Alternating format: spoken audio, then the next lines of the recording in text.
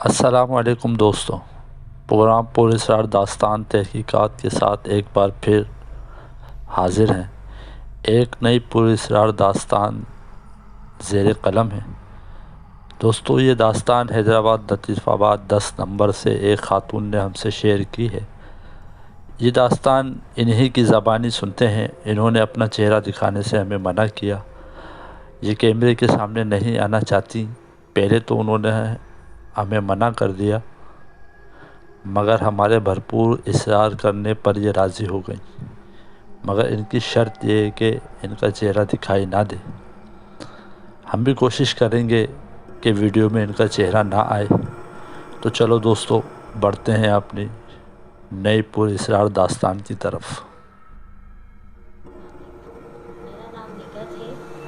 میں حیدرآباد لطیف آباد 10 نمبر کی رہائشی ہوں۔ میری ایک بیٹی تھی جس کا نام فائدہ تھا۔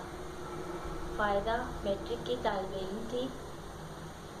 وہ روز اسکول سے جس راستے سے گھر آتی تھی وہ راستہ قبرستان سے ہو کر گزرتا تھا۔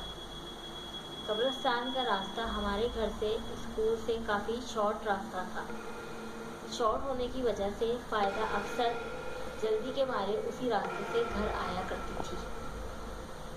ایک دن جب وہ روز کی طرح قبرستان کے راستے سے گھر آ رہی تھی تو قبرستان میں پہنچ کر اسے ایک بچے کے رونے کی آواز سنائی دی۔ فائدہ چاروں طرف اس آواز کو ڈھونڈنے لگی کہ قبرستان میں یہ بچہ کون رو۔ سامنے اسے ایک بچہ نظر آیا جو کہ بہت زور زور سے رو رہا تھا۔ فائدہ اس بچے کے پاس گئی اور پوچھنے لگی، کیا بات ہے، تم کیوں رو رہی ہو؟ 2-3 دفعہ فائدہ کے پوچھنے پر بھی اس بچے نے کوئی جواب نہیں دیا اور وہ روتا رہا۔ جب فائدہ نے اسے زیادہ زور سے پوچھا تو وہ بچہ بھاگ گیا۔ فائدہ بھی اس کے پیچھے بھاگی اور کچھ دیر دور جا کر وہ بچہ غائب ہو گیا۔ فائدہ یہ سب دیکھ کر بہت زیادہ ڈر گئی اور خوف زدہ ہو گئی۔ خوف کے مارے وہ جلدی جلدی قبرستان سے بھاگی اور گھر کی طرف آنے لگی۔ تیز تیز قدموں سے وہ گھر آ رہی تھی۔ جیسے ہی وہ گلی میں پہنچی، کیا دیکھتی ہے کہ جس بچے کو اس نے قبرستان میں روتے ہوئے دیکھا تھا وہی بچہ اس کی گلی میں کھیل رہا۔ فائدہ اس بچے کو دیکھ کے بہت حیرت زدہ رہ گئی۔ فائدہ اس بچے کے پاس گئی اور اس نے اس بچے کو بولا، تم یہاں اتنی جلدی کیسے آ گئے؟ اور ابھی تو تم وہاں رو رہے تھے، تم اتنی جلدی یہاں کیسے پہنچ گئے؟ اس بچے نے فائدہ کا ہاتھ پکڑا اور بہت ہی زیادہ بھیانک اور روبدار آواز میں فائدہ کو بولا کہ تم میرے ساتھ کھیلو گی، آؤ تم میرے ساتھ کھیلو۔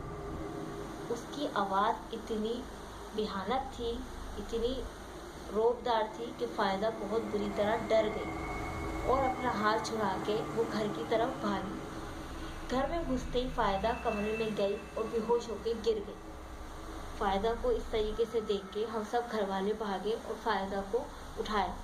کافی دیر کوشش کرنے کے بعد فائدہ ہوش میں آئی۔ جب وہ ہوش میں آئی تو وہ بہت زیادہ حواس باختہ ہوئی تھی۔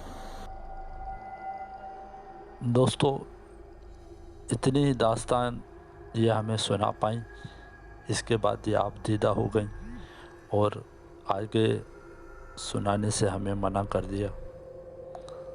ان کا کہنا تھا کہ ان کی بیٹی فائزہ اب اس دنیا میں نہیں رہی اور یہ حادثہ ان کی زندگی کا وہ یادگار حادثہ ہے جسے شاید یہ کبھی نہیں بھلا سکتے۔ ہم ان کے غم میں برابر کے شریک ہیں۔ ان کی زندگی کا خلا ہم پورا تو نہیں کر سکتے، مگر ہم ان کے غم میں برابر کے شریک ہیں۔ تو دوستو، یہ تھی حیدرآباد لطیف آباد 10 نمبر کی ایک فیملی کی پر اسرار داستان، جو واقعی بہت دکھ بھری داستان تھی۔ ان کی زندگی میں جو خلا آیا ہم اس کو پورا نہیں کر سکے، ہم ان کے دکھ میں برابر کے شریک ہیں۔ یہ داستان سننے کے بعد ہم آپ سب کو ایک پیغام دینا چاہتے ہیں کہ تھوڑا وقت بچانے کے لیے اپنی جان کو خطرے میں نہ ڈالیں۔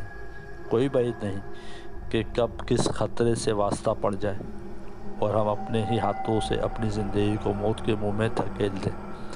چند منٹ کی دوری کا سفر کرنا بہتر ہے نہ کہ خطرے میں اپنی جان ڈالنے سے۔ نیک تمناؤں کے ساتھ اپنے میزبان کو دیں اجازت۔ اللہ نگہبان۔